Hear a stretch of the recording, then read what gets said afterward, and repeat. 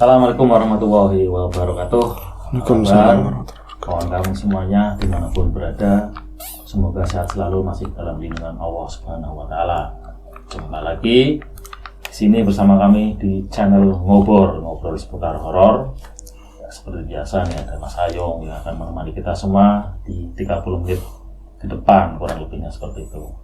Ya, monggo silakan Mas Ayung, barangkali mau menyapa kawan semuanya. Baik, terima kasih Bang Ogan atas tadi pembukanya ya. Saya nyapa kawan juga. Assalamualaikum warahmatullahi wabarakatuh. Bismillahirrahmanirrahim. Apa kabar kawan-kawan ngobrol semua? Semoga semua dalam keadaan baik, sehat dan selalu bahagia tentunya kapanpun dan dimanapun saatnya. Kembali jumpa dengan kami berdua di ngobrolin yang horor-horor. Terima kasih sekali untuk teman-teman yang selalu mendukung channel ini. Semoga dukungan teman-teman semua dikembalikan lagi dengan sesuatu yang lebih baik tentunya ya Bang ya. Baik, ini ada sebuah cerita. Cerita ini ada terjadi sekitar mau setahun yang lalu lah. Tapi kalau masalah tempat sebut saja Mbak Lina ya. Mbak Lina itu minta supaya dirahasiakan, jangan jangan disebut langsung, soalnya memang ada beberapa keluarganya dia itu juga nonton ngobrol juga.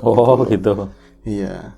Ya diupayakan Mbak Lina juga mulai sekarang subscribe mungkin ya. Nah, itu Hai Mbak Lina. Cukup sensitif Mas soalnya. Ya wes, tapi kampungnya emang nggak jauh dari kampung saya Bang, beberapa desa lah ya. Dan ini ada kejadian begini. Kalau saya itu keluarga besar termasuk Mas. Dan Mbak Lina ini belum lama itu menikah. Hampir ya baru tahun lalu dia udah menikah dan langsung dikaruniai seorang anak. Berarti saya itu menikah kata Mbak Lina diparing sama Gusti Allah, habis nikah nggak lama saya mengandung. Ya kan kaget ya. Kok bisa Mbak? Kok bisa mengandung begitu? Sampai mau nikah yang ngandung lama-lama. Oh iya, mesti diapain sampai begitu? Bercandanya kan begitu. Nah ini saya mengandung, saya melahirkan putra. Itu kebahagiaan yang besar buat keluarga saya. Dan memang sudah lama sekali nggak ada anak kecil di keluarga kami. Akhirnya anak saya itu jadi raja lah. Dimomong gantian wirawiri, dicubitin sana sini. Ya saya sebagai orang tua banjir hadiah, anak saya itu banjir hadiah, saya juga ikut merasa senang, ikut merasa bahagia begitu ya. Tapi kebahagiaan itu sebenarnya ada yang ganjel saat itu. Karena apa? Saya punya sepupu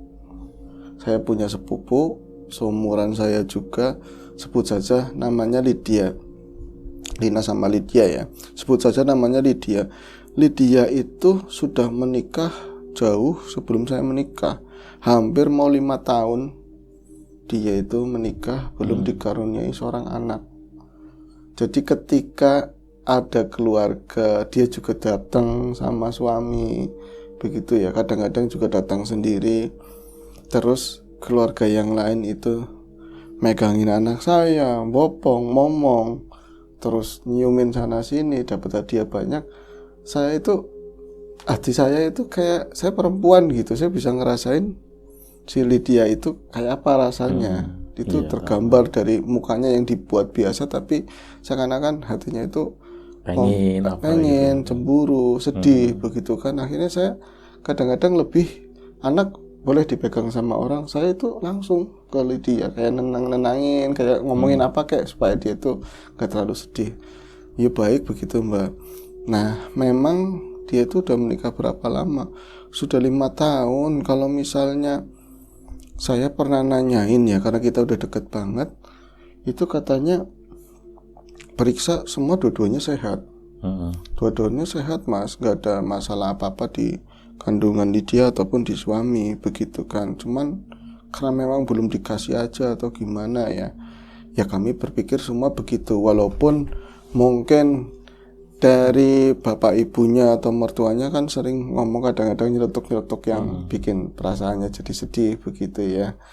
Nah mereka berusaha dalam bentuk apapun ya, dari berobat sampai alternatif, sampai diurut katanya dideketin rahimnya dan lain-lain, tetap aja nggak membuahkan hasil.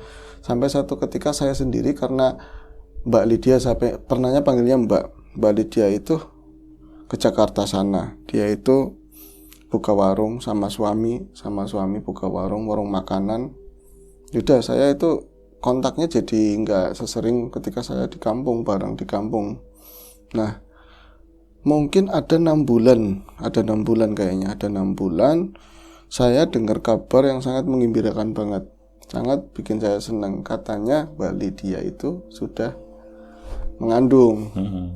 Wow, kabar itu ya bukan cuman saya keluarga, tapi bapak ibunya dia juga udah bangga banget. Bahkan bapaknya itu langsung membelikan kursi bocah itu, lori-lori itu yang buat bocah lah ya, ada tas, beli macam-macam kayak bocahnya bakal segede itu langsung karena saking gembiranya. Kabar itu sangat membanggakan buat kami. Dan tetap saja saya itu 1-2 kali itu pernah kontak versi WA, di Facebook juga pernah.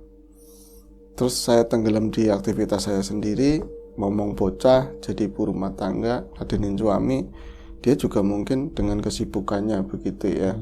Sampailah ini singkat-singkat saja. Oh iya, pernah satu ketika dapat kabar kalau suaminya dia kecelakaan. Suaminya Mbak Lydia. Ya, suaminya Mbak Lydia itu kecelakaan. Kemudian Mbak Lydia itu pernah pulang. Sebelum kecelakaan Mbak Lydia pernah pulang kampung sebentar. Terus karena suaminya kecelakaan, Mbak Lydia itu kayak gantiin suaminya di Jakarta. Jadi dia itu bersama rewang atau asistennya itu menjalankan usaha, sementara suaminya karena mengalami patah tulang begitu ya, perawatan di kampung intensif. Begitu. Saya pernah bilang begini, kamu nggak apa-apa Mbak, maksudnya nggak terlalu capek karena lagi hamil muda begitu ya. Takutnya ada gangguan di masalah di kandungannya atau kesehatannya gitu kan. Ya mau gimana lagi, yang penting hati-hati. Ya bener, itu ternyata kekhawatiran saya itu nggak terjadi apapun. Sampai pernah pulang itu acara ngapati matang bulan 4 bulan itu perut. Terus ke Jakarta lagi, suaminya juga tuh ikut nyusul ke Jakarta itu beberapa bulan kemudian gitu ya, ikut bantuin. Terus pulang lagi 7 bulanan ya, semua nggak ada apa-apa sampai mungkin menjelang hari ini ya, hari kelahiran bocah. Ada HPL juga cerita. HPL apa sih panjangannya? Hari pengen lahir. Perkiraan mungkin ya. Hari perkiraan lahir itu tanggal sekian di bulan itu ya, saat itu di bulan itu bakalan lahir bocahnya. Tapi si Mbak Lydia masih di Jakarta. Saya pikir nanti mau bersalin di sana atau gimana ya. Ya wis, urusannya dia, saya nggak ada buat masuk ke kehidupan pribadinya Mbak Lydia. Akhirnya saya menunggu, soalnya apa? Nanti ada di keluarga besar kami ada bocah kecil 2 dan saya juga mau bahagia sebahagia mungkin tentang anak saya. Saya nggak merasa nanti punya saingan, tapi saya merasa nggak enak karena nanti si Lydia juga udah punya anak gitu loh, nggak ada yang dikacangin atau apa gitu kan. Nah, saya terakhir malam itu saya kontak sama Lydia, dia WA duluan. Ada kata-kata yang bikin saya itu keder. Jadi dia itu WA, Lin lagi ngapain? Dia tuh kalau WA yang saya ingat pernah WA itu biasanya tuh di jam-jam sore, ya semacam jam 5 sore atau malam-malam itu, paling malam itu 8:30, jam 9 begitu ya.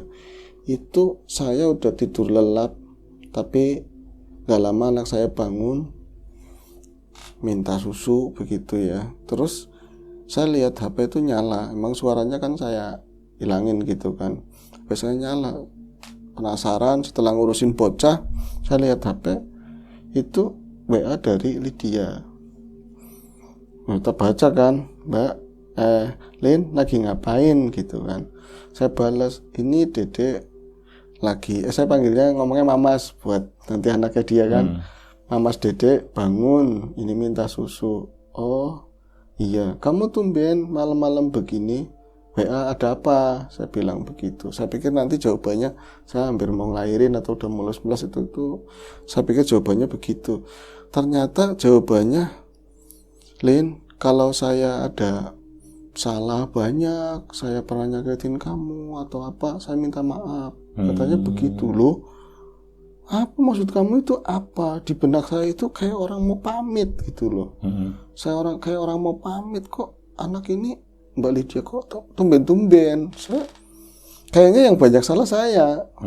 Karena saya sengaja atau enggak nyakitin dia gitu loh. Kalau lagi ada di rame-rame keluarga. Tapi saya nggak ngomong, cuman bilang gini aja.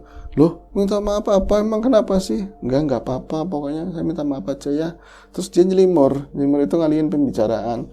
Jadi makin gendut ya, berapa kilo segala macam. Kayak gitulah.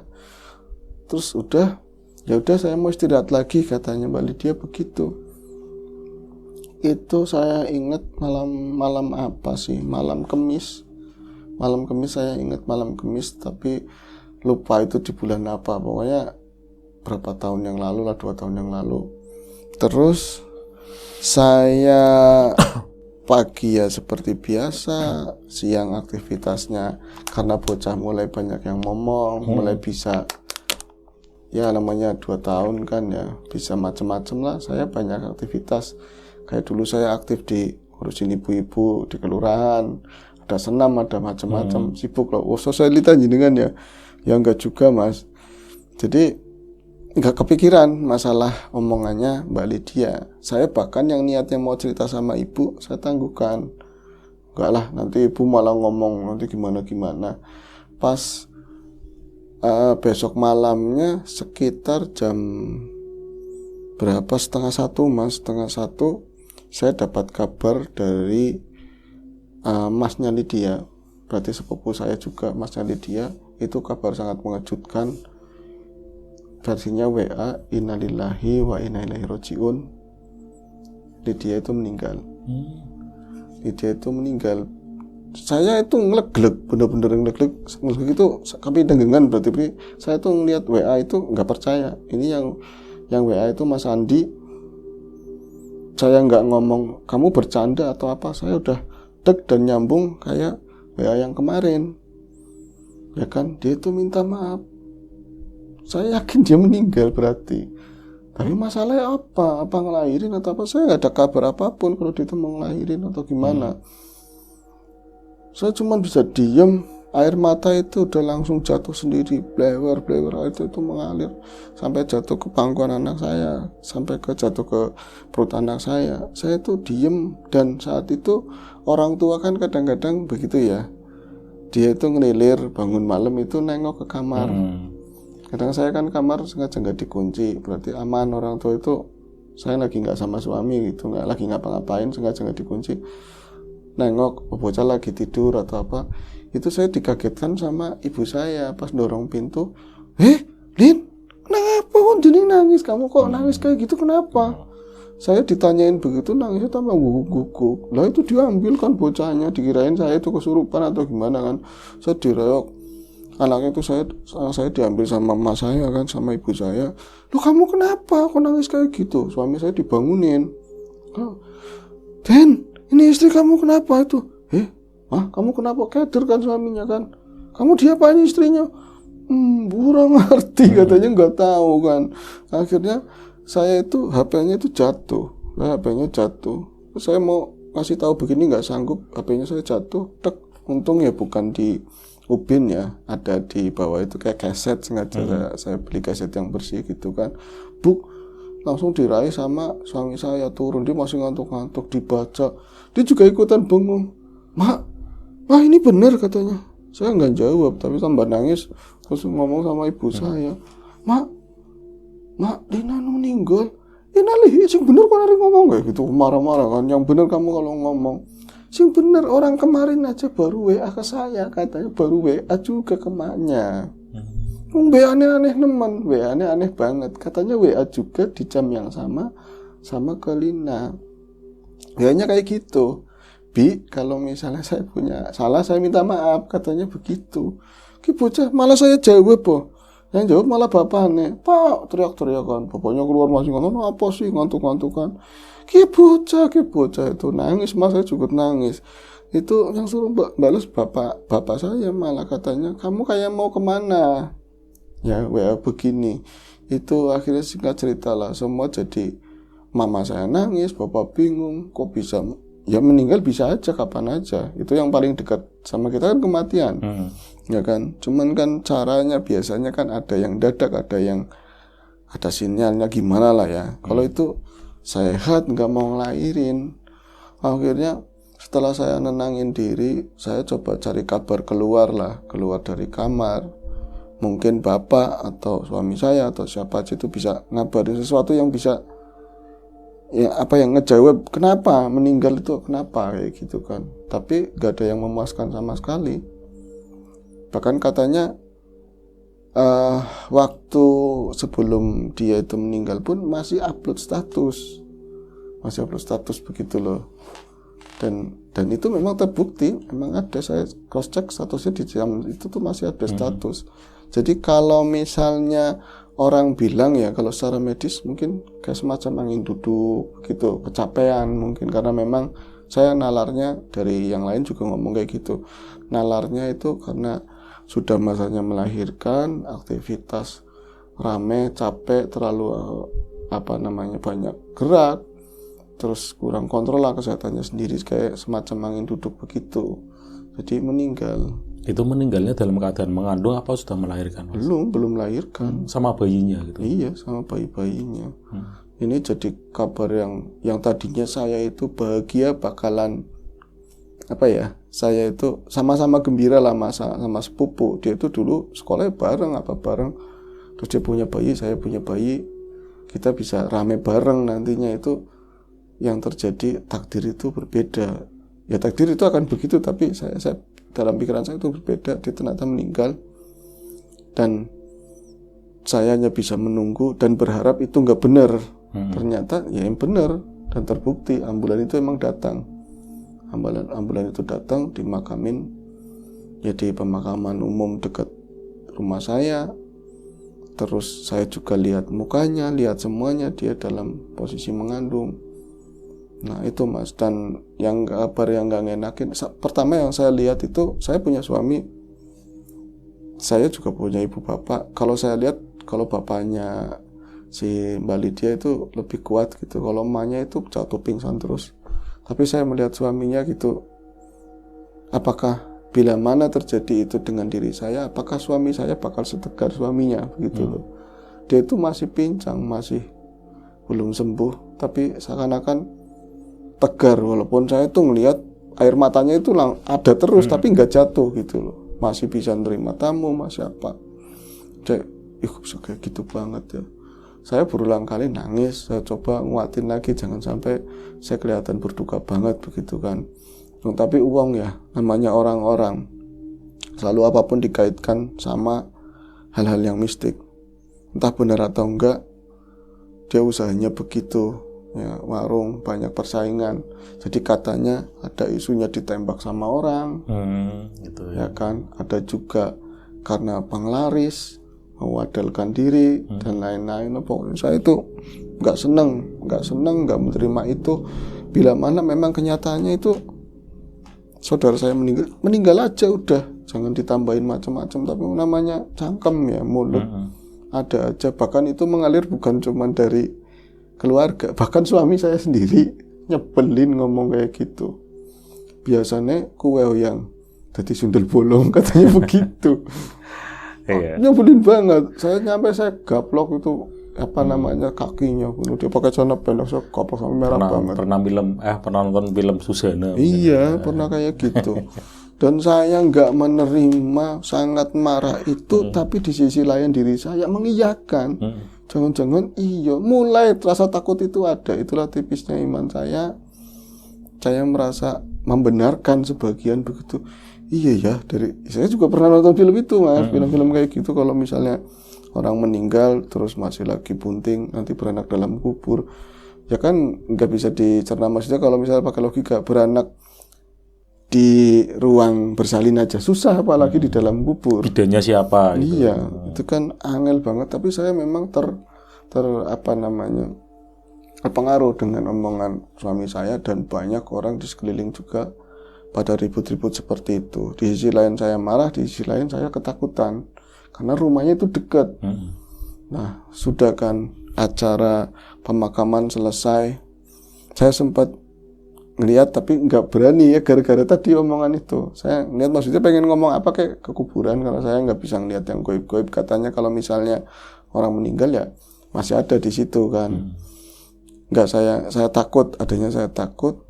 Pas sudah malam harinya ada tahlilan segala macam. Sekali lagi saya ngeliat suaminya juga tegar, dan ketika saya mau tidur itu memang susah banget buat tidur. Bukan apa-apa Mas, karena saya takut. Takut nanti Lydia jadi sundel bolong beneran begitu kan. Goblok, saya goblok saya ngomong. Dan itu terjadi beneran. Maksudnya gimana Mbak? Ya itu terjadi beneran atau enggak saya nggak tahu. Saya yang mau nidurin anak, dia itu tidur dari sore, lagi banyak orang. Tadi kan samping rumah, dia ngenong saudara-saudara, akhirnya yang tidurnya biasanya jam 9, itu jam 7 aja udah tidur. Malamnya kan jadi melek. Susu salah, ini salah, nangis, ngakik nangis, makanya nangisnya keras ya. Itu kalau misalnya saudara daripada kumpul dikasih dinenenin, ya kan dinenenin, udah saya nenenin, udah emang begini. Saya jadi nyambung, jangan-jangan anak kecil itu matanya awas, bisa ngelihat yang begitu. Saya merinding, mana suami saya ngobrol terus di luar kan masih banyak saudara ya. Saya WA, Mas, aku wedi Mas, Mas, aku wedi. Janggara katanya, jangan macam-macam. Mas, bukan Lydia nemene katanya, bukan Lydianya kesini. Saya terus terang saya WA begitu. Saya takut Lydianya kesini. Apa sih yang kalau misalnya orang meninggal ya udah urusannya udah di sana, dia ngurusin diri sendiri aja, itu kesusahan, apalagi mau datangin ke kamu. Iya juga ya, saya balik lagi kesadar lagi. Tapi bocah masih makin ngakik dan tanpa saya dari bulu kuduk itu meremang begitu, tambah merinding gak jelas. Saya dingin juga, saya kipas nggak saya nyalain. Kalau orang-orang bocah saya aja gerah, saya sengaja saya nggak mau nyalain itu loh. Bocah saya mungkin gerah ya, tapi saya ngerasanya dingin, tengkuknya merinding begitu kan. Lama-lama itu sengaja pintu saya buka loh, tapi dibuka tambah serem karena semua berpusat di rumahnya dia, bukan di rumah saya. Jadi di rumah itu praktis cuman saya sama adik saya itu di kamar sebelah, emak sama bapak itu di sana semua di rumahnya Lydia. Jadi buka hordeng, pintu dibuka itu lihat keluar ke ruang tengah itu tambah serem. Saya tutup lagi cepet-cepet malahan seret begitu kan. Aduh, lampunya ada lampu yang enggak terang sama yang terang. Yang saya nyalain yang terang. Itu lagi jam sekitar mungkin 11:30 lah. Saya dengar jendela itu diketuk. Cuma 2 kali mungkin. Kayak gitu tok. Saya langsung kaget, jendela emang lagi bener-bener ketakutan kan, gimana ya? Dek. Jendela kok bunyi? Bener apa enggak ya? Lagi ada suara di hati itu, bener apa enggak? Ketuk lagi. Tuk kayak gitu lebih keras. Saya itu langsung berunding banget kayak gitu kan. Di hati saya itu Lydia. Seperti itu, Bang. Akhirnya kata Mbak Lina, saya langsung WA ke suami. Pak, tadi ada yang ngetuk jendela saya. Kamu jangan ngeledekin. Jawabannya, aku lagi dolanan remi katanya. Lagi main remi katanya sama teman-teman. Pak, ini serius. Emang kamu serius ada yang ngetuk? Iya. Apa ya? Lydian katanya begitu. Malah ditakut-takutin suami. Jangan-jangan Lydia katanya begitu. Cepet kamu pulang.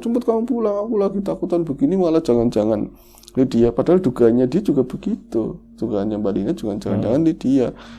Lah ditungguin, nanti saya lihat dari samping ada orang apa enggak. Itu lama nggak ada jawaban apapun. Saya WA lagi suami, sudah dilihat, kelalen katanya lupa. Nah pada saat habis balas kayak gitu, itu ada suara ketukan lagi, cuman sekali. Lina, Mas, itu yang bikin saya si dengkul semuanya itu bisa lemes semuanya. Untung anak itu nggak jatuh. Kalau saking lemesnya, saya ada di pinggir dipan ya, langsung saya geletakin bocah. Ya setengahnya saya jatuhin, begitu untung rendah karena sangat lemes banget. Itu suara Lydia. Itu suara Lydia. Dia kalau panggil itu nggak lengkap, nggak pernah lengkap panggil Lina gitu. Panggilnya Ina kayak gitu. Ina. Manggilnya suaranya kayak gitu, Ina, tapi kayak semacam suara di mic begitu loh. Suaranya kayak suara-suara Ada gemanya. ada gemanya kayak di ruangan tertentu. Ina dari jendela. Saya bener apa enggak? Ya Allah, saya udah ketakutan banget. Manggil lagi, Ina, tuk kayak gitu loh. Aduh, saya nggak bisa berbuat apapun. Saya mau minta tolong ke suami atau itu pikiran udah nggak bisa nyambung ke sana. Saya cuma bisa bilang gini, kamu ngapain ke sini? Jangan ke sini. Kamu udah mati, kamu udah tenang sana. Jangan datang ke saya. Iya, kamu nanti melahirkan nggak apa-apa sana, terserah kayak itu. Ngomong sendiri saya menceracau. Dia itu nggak ada sautan apapun, benar-benar nggak ada sautan apapun lagi. Dan saya itu berniat kalau udah ada tenaga, saya mau ngambil anak, saya mau keluar ke rame-rame orang begitulah ya. Pas saya nggak menunggu, tapi saya juga di sisi lain juga, ini kok Lydia nggak nyapa saya lagi, apa jangan-jangan udah masuk ya. Tapi bocah itu ya rewel-rewel biasa, nggak nyampe nangis teriak-teriak. Ini perasaan saya saja. Langsung tak ambil bocah. Ketika udah bisa berdiri lah, udah ada tenaganya, saya mau keluar. Tahu-taunya di depan pintu apa bang? Di depan pintu kamar. Siapa menurut dengan? Siapa? Lydia. Bukan. Siapa? Emaknya. Oh gitu. Ternyata itu di depan itu emaknya. Mau bocah turu apa durung Lin? Bocah itu udah tidur apa belum? Itu papasan begini sambil ya Allah digituin. Mamanya juga kaget, ya kan? Mau gitu-gituin aja katanya. Mau nengokin, lupaan ngobrol sama bibi kamu. Kamu bocahnya anteng apa enggak tidurnya? Wong pada rame. Jare katanya ada yang lihat begitu ya di kumbahan di tempatnya dia itu dimandikan. Itu ada yang lihat tadi itu kelepasan Doni ngomong ke rekan kok kelepasan ngomong sama kamu, lihat apa mang, lihat apa? Saya malah maksa, orang nggak ngelihat apapun, nanti kamu tahu, berarti nanti kamu ketakutan digituin. Terus saya paksa iya ngelihat gue, jare si Lydia, ada Lydia itu di tempat bekas nyuci, karena orang dulu itu kan ada lampu terus ditutupin sama cepon yang gede itu loh, itu di situ. Yang lihat siapa? Orang lewatan tetangga Mansakrim katanya begitu. Ke guru. Itu guru saya gede ketakutan. Kalau misalnya itu bohong, kenapa yang kamu ketakutan? Mama jangan pergi mas ini aja. Lah kamu kenapa? Bocah anteng kan. Saya mau kencing kata mas, aku perut nguyuh, aku mau kencing. Jangan nanti kencingnya nanti, pokoknya masuk, saya tarik mas, saya masuk. Dan saya ceritain tadi itu ada yang ngetok-ngetok jendela. Lah mama saya, bukannya dia dimati sebentar.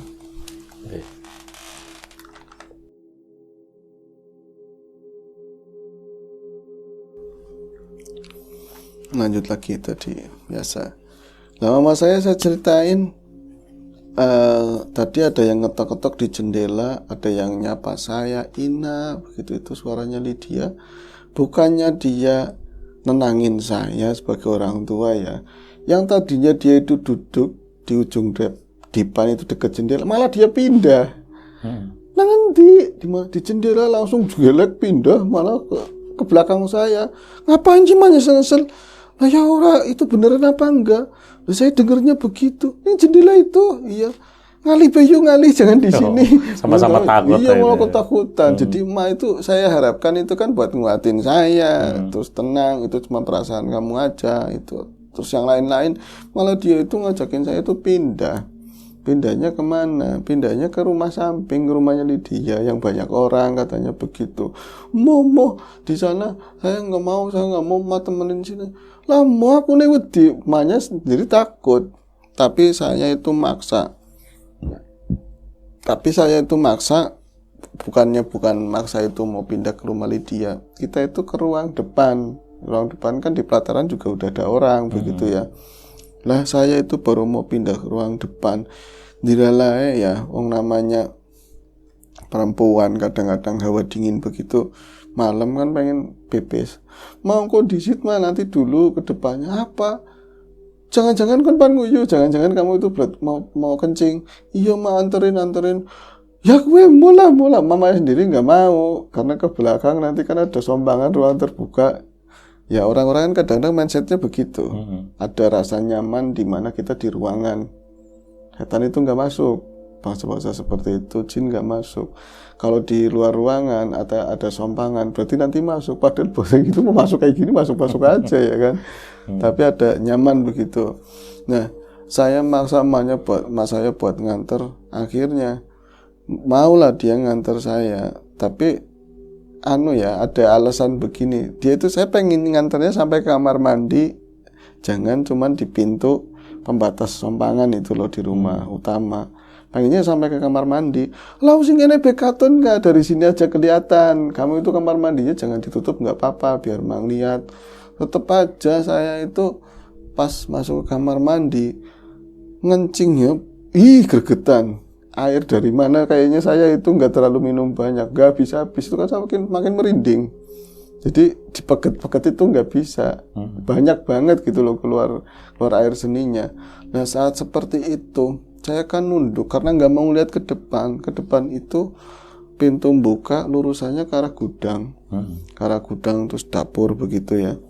Saya itu nggak mau lihat ke depan, tapi entah itu di pikiran saya atau apa ya mas.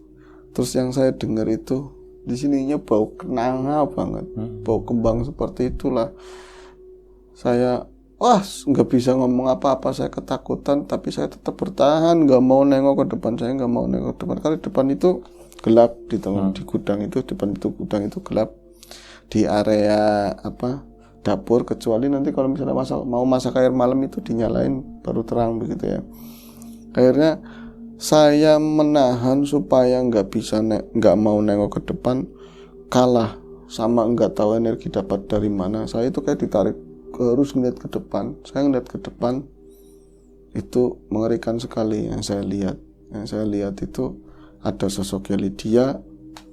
Dia itu angel ya mas katanya. Saya menceritakan apa yang diceritain itu modelnya begitu ceritanya. Saya angel ya mas. Dia sambil nangis. Cuman saya nggak mau nangis. Mencerita antara saya sedih, takut, saya nggak tahu. Dia itu posisinya megangin perut begitu ya. Gaunnya putih. Rambut dia kan agak panjang, tapi mukanya itu pucat sekali. Itu nggak nangis, cuman sedih, kebangetan sedih banget. Dan saya itu kayak mukanya itu dituntun dari atas ke bawah begini loh. Saya lihat itu mengerikan banget di area sini tuh, area gaun itu ya, rok itu ada di betisnya itu tuh blewer darah. Ada darah mengalir kayak gitu, semacam kayak gitu. Dan itu nggak masuk akalnya. Di area itu gelap, harusnya itu nggak kelihatan, tapi semacam gelap itu cuma latar belakang, tapi seluruh Mbak Lydia itu kelihatan semuanya, kelihatan semua. Bahkan saya waktu itu nggak bisa memastikan itu perutnya itu kempes atau enggak karena ada gombrong-gombrong, tapi saya melihat bawahnya. Saya itu langsung teriak kenceng banget, "Ma, ada Lydia sini, Ma, ada Lydia." Mas saya bukannya langsung nyamperin, sosok itu masih ada saat itu, enggak, cuma sebentar banget katanya. Jadi saya ngeliat kayak udah ditelusurin semua, saya udah ngeliat sampai bawah, langsung dia itu enggak ada. Saya baru bisa teriak, dan bukan cuma mas saya, itu suami, bapak mertua itu udah pada masuk dalam rumah semua. Bahkan saya ya dibilang malu-malu lah, saya belum ini ya apa sih namanya bang, belum saya bersih-bersih lah, belum saya belum apa gitu. Tapi yang namanya takut kan marum aja sampai ditutupin sama suami gitu kan. Kamu kenapa Ma? Itu ada nggak bisa ngomong gitu, saya nggak bisa ngomong. Akhirnya di papa sama suami ke dalam cerita. Tapi aja berisik kata mbaknya bocah, berarti kata mertua jangan ngomong macam-macam, takutnya cerita ini nyampe keluar nanti gempar, kasihan keluarganya mas, keluarganya Wak begitu kan. Akhirnya ditemenin sama suami nyampe pagi nggak ada apa-apa, ibu juga tidur di kamar, kita sama begadangan nyampe pagi nggak terjadi apa-apa. Dan memang selama seminggu pun nggak ada apapun di rumah, di situ ya, di lingkungan kami. Tapi tanpa saya ketahui ternyata emak saya itu datang ke Ustadz yang ahli Hikmalah ya. Di lingkungan kami kan ada yang kadang-kadang nyembuhin orang kesurupan suruh ngaji. Tanpa saya ketahui emak saya itu datang ke sana. Pas sudah seminggu, udah 7 harian, emak saya itu cerita di depan keluarga yang memang bukan keluarga wak saya ya, masih keluarga saya sendiri lah. Kemarin itu ya saya penasaran, takut, akhirnya datang ke Ustadz Sobirin katanya. Nah, saya ceritain kalau Mansakrim itu ngelihat Lydia di tempat dia di mana dia itu ini mandikan. Terus anak saya juga diketok-ketok pintunya, disapa Ina dipanggil-panggil, sampai pada saat ngencing itu aja ngelihat sosoknya begitu. Iya, Dad, aneh wong mati 7 wulan, wong mati lagi ngandut itu nanti jadi sundel bolong begitu. Ustadznya malah ketawa, Lin, katanya begitu. Ustadznya katanya malah ketawa, ya senyum lah. Iya bener apa enggak, Dad? Itu yang nemuin itu bener-bener Lydia atau bukan, katanya begitu. Nah itu dijelasin, ini kata Mbak Lina ya, dijelasin sama ustadznya, katanya ya gak ada hubungannya, Bu. Kalau rohnya orang meninggal udah urusannya sama Gusti Allah. Walaupun ada yang namanya sukma, ada yang namanya lain-lain lah ya. Tapi yang saya lihat dari batin saya itu hanyalah sosok jin yang memanfaatkan situasi kejadian seperti itu, karena masyarakat masih mempercayai, masih pikiran mereka itu masih ya tadi mempercayai bahwa kalau misalnya orang meninggal dalam kondisi kayak gitu, perwujudannya jadinya ya itu beranak dalam kubur lah tadi ya, sosok sundel bolong katanya begitu. Berarti bukan ya? Bukan. Nih kalau sampean pengen lihat, ada, dia memang sosok itu asli ada. Itu biasanya ada di dekat perapatan, itu ada kebun kosong. Kata Ustaz itu jelasin begitu, itu nongkrongnya di situ biasanya. Ya rumahnya atau tempatnya di situ. Nah dia juga yang nyamar jadi tadi siapa? Lydia buat ya tadilah bikin rusuh-rusuh biar kita imannya pada goyang. Oh kayak gitu ya, Dad. Ya wis nggak, tak urusi aku, nanti diurusin aku, kata Ustadz Sobirin begitu. Nah, nyatanya saya kan hari keempat ya, 4 hari meninggal. Setelah itu kan memang nggak ada apapun lah. Mas, yakin kata Mbak Lina, beneran apa? Beneran? Yo wis, yo saya juga nggak mungkin lah. Lagian saya kan baik sama Lydia, masa saya ditakut-takutin, katanya. Itu aja ceritanya, Bang. Ya, serem juga ya Mas. Serem banget kayak gitu. Ya itulah yang terjadi di masyarakat ya Mas ya.